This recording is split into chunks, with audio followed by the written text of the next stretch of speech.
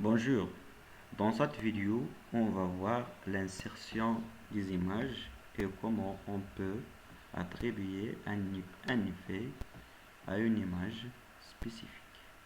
Donc, pour insérer alors une image, il suffit donc de choisir l'onglet l'onglet Robin Insertion et là, vous pouvez voir tous les objets qu'on peut insérer dans notre diapositive.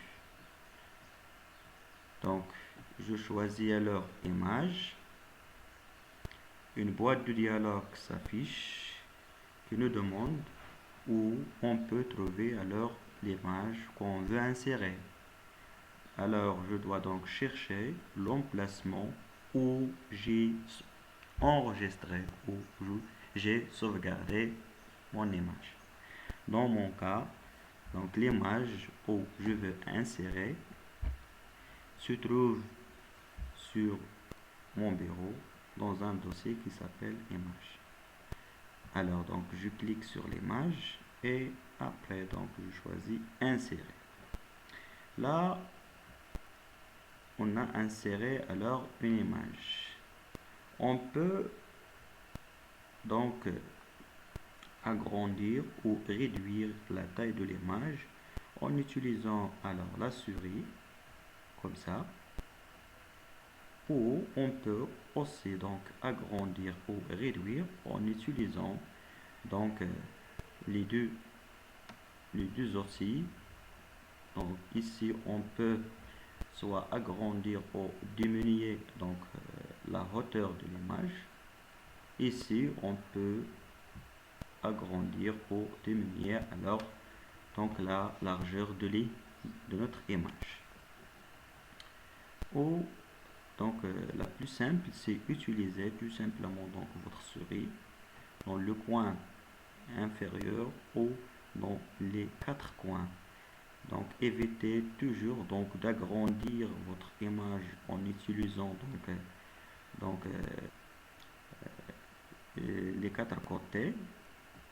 Toujours pour agrandir ou diminuer, essayez toujours donc d'utiliser donc les quatre sommets ou les quatre coins de votre image. Maintenant, pour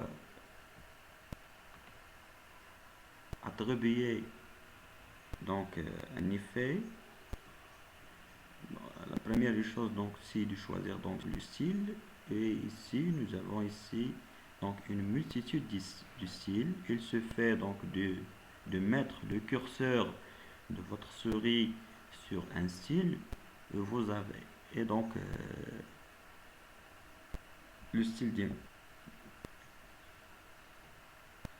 prend en considération le style où on a mis donc le curseur.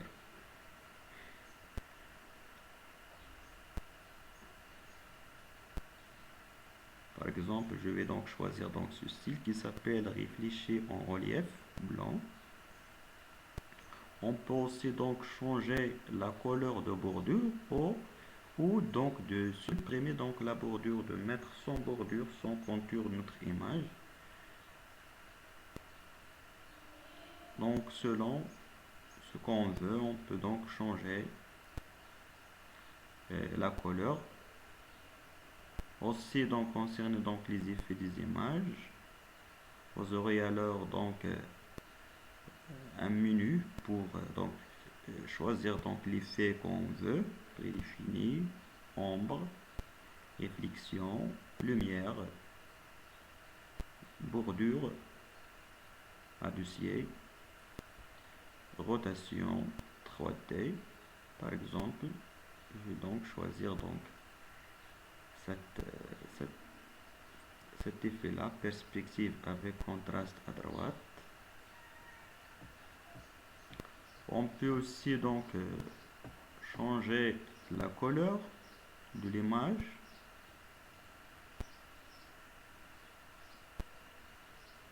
Donc selon la saturation qu'on veut, on peut donc changer les couleurs. La même chose concernant donc les effets arithmétique.